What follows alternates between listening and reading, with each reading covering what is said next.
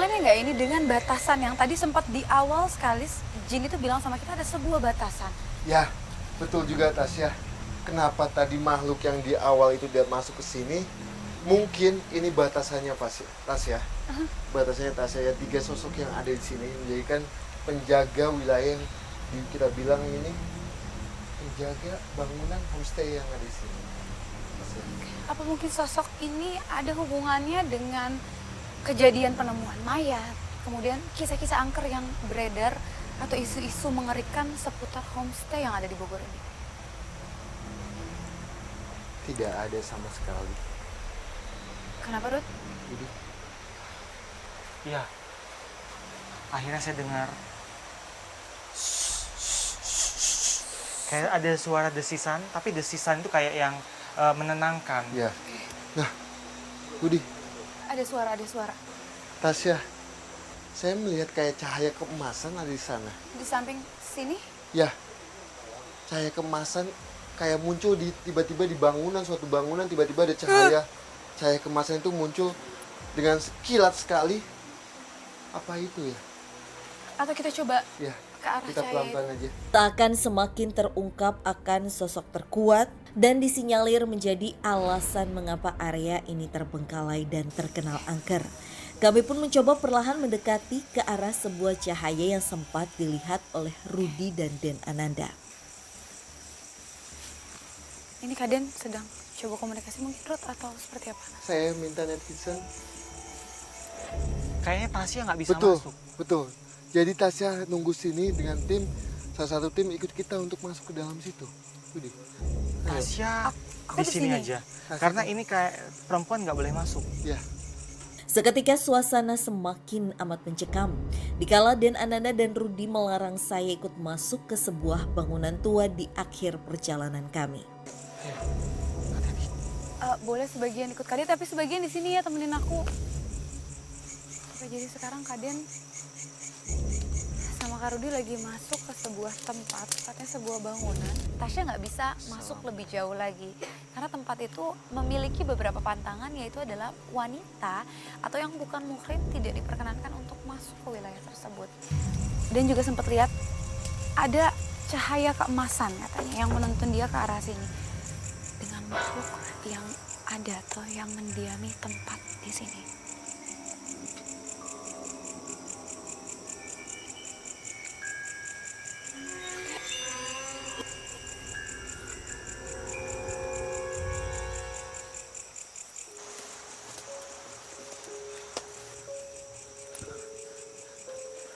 tim boleh nyalakan lampunya.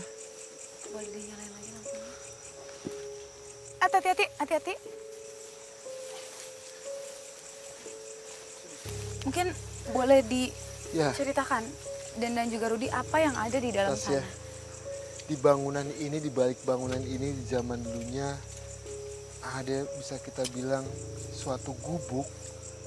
Tapi gubuknya itu, kalau vision kita ya Budi ya, itu sangat megah sekali. Kenapa? Ada cahaya keemasan yang menyelimuti gubuk itu. Seperti ada kekayaan, Ya, kejayaan di dalam sana. betul.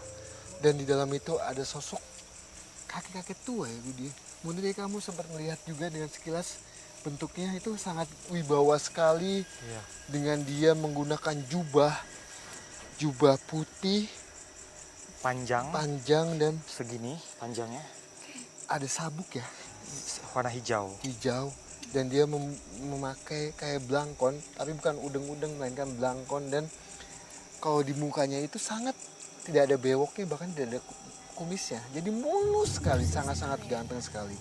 Nah, tadi dia diizinkan kita masuk hanya laki-laki. Jadi kalau apa ya bahasanya, kalau itu wanita itu tidak boleh masuk ke dalam situ. Jadi maksudnya gini, ini adalah tempat yang sakral untuk dia. Jadi jangan sampai ada laki-laki dan perempuan yang bukan muhrim secara bersamaan datang ke dalam. Betul banget. Nah, Jadi roh ini apa tadi? jin, Jin ini sosok Kak kakek. Rudi dan juga Kak Den melihat sosok ular yang tadi sebelum kita temui Ya. di dalam sini. Bukan, melainkan dia penjaga untuk kakek ini. Kakek-kakek yang berdiam di sini. Dan Iya. tadi katanya juga ini adalah tempat dengan kemegahan atau Ya, kemewahan betul, pada betul zaman banget. dulu ya. Nah, sosok kakek-kakek itu datang. Assalamualaikum, Kak. Ih, Assalamualaikum. Assalamualaikum. Oke. Ya, kakek. Ya. Ya. Ya. Seakan memang adanya sosok astral menyerupai kakek tua dengan paras bijaksana yang diajak berkomunikasi dengan Den Ananda maupun Rudi, ikut memperjelas cerita bahwa ada seorang warga setempat yang pernah dibantu oleh sosok astral tersebut. Dia katanya lagi kelilit utang, dia bandar pisang. Setelah main itu dia ketemu kakek-kakek di atas Gunung Batu. Pas masuk ke sini katanya rumahnya mewah banget, bagus, kayak istana lah gitu. Nah setelah itu dia dikasih uang 10 juta. Mungkin dia mau balas budi kali mau main. Main lah ke sini dia sama istrinya. Tahu-taunya ini kok hutan gitu loh. jadi kakek ini memang menempati bangunan ini Ya. bahkan dari sebelum homestay ini jadi. Ya, jadi kakek ini ada di tanah ini dulu jauh sebelum adanya homestay ini. Nah, apa kek?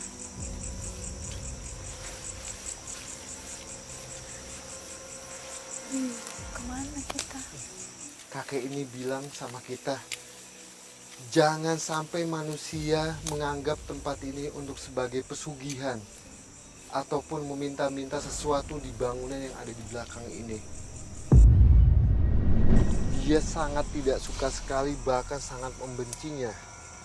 Walaupun dia bisa membantu bagi yang lagi sedang kesusahan, tapi dia tidak mau tempat ini dianggap sebagai untuk mengambil pesugihan ataupun segala sesuatu yang bersifatnya adalah negatif. Jadi nggak bisa semua orang, sembarang orang datang ke sini kemudian melakukan ritual, semedi dan sebagainya untuk bertemu kakek itu Betul. dan meminta bantuan. Tidak Dan- bisa. Betul, dan kita pun juga datang ke sini itu butuh apa ya, sikap dengan komunikasi di awal dulu. Tiba-tiba kakek ini mungkin niatan kita baik, Tasya, jadi dia mengizinkan kita untuk bertemu dengan beliau kayak gitu. Tapi sebelumnya Den dan juga Rudi, apa kaitan antara makhluk yang atau kakek yang ada di sini dengan sosok-sosok yang kita temui di tempat-tempat sebelumnya? Kalau tempat-tempat sebelumnya soal nenek-nenek Iya, betul. itu tidak ada hubungannya sama sekali. Tapi emang nenek-nenek itu kembali lagi hidupnya itu dulu di wilayah tanah ini. Oke, jadi tetap Zaman menjaga lama ya. banget, zaman udah kita nggak bisa tahu tahunnya itu kapan. Cuma emang masih zaman ini masih full hutan dan emang masih zaman-zaman yang masih dengan kebaya. Nah, Lalu tadi sempat dikatakan juga jin sebelumnya bilang ada sebuah perbatasan. ya, Batas apa itu? jadi wilayah ini bangunan sebelah sini sama sebelah sana yang tadi kita temuin sosok laki-laki mayat itu ada batasannya di sungai ini, di sungai apa namanya Cipamingkis. Yes, Sungai Cipamingkis itu memisahkan memisahkan antara wilayah. wilayah ini. Nah, kenapa makhluk itu nggak bisa masuk ke sini? Itu ada penjaganya 3 sosok laki-laki yang tadi kita sempat Menyerupai temuin. ular tadi. Betul banget. Oke, jadi ada mungkin wilayah larangan seperti tadi Tasya tidak boleh masuk ke Ya, daerah sebelah sini karena Tasya lawan jenis, betul, gitu ya. betul. Begitu pula dengan tempat ini yang memiliki batasan-batasan tertentu Ya, dalam kata jin seperti betul itu ya. banget, Tasya. Oke. Tapi Ada yang coba disampaikan mungkin? dia bilang juga bangunan ini kosong, bahkan sudah tidak berfungsi sama sekali, bahkan kita bisa bilang apa terbengkalai ya, Rudi, Tasya. Iya. Itu bukan sebab musababnya makhluk gaib yang suka mengganggu, Melainkan emang ada segi permasalahan personalnya aja ya. oke, tadi kan di sini dibilang katanya cewek juga nggak boleh Ya. dekat-dekat ya. Mungkin kita bisa cari tempat yang Boleh. jauh lebih nyaman ya, lebih Oke. aman juga ya. Oke, yuk. Kita pindah aja yuk.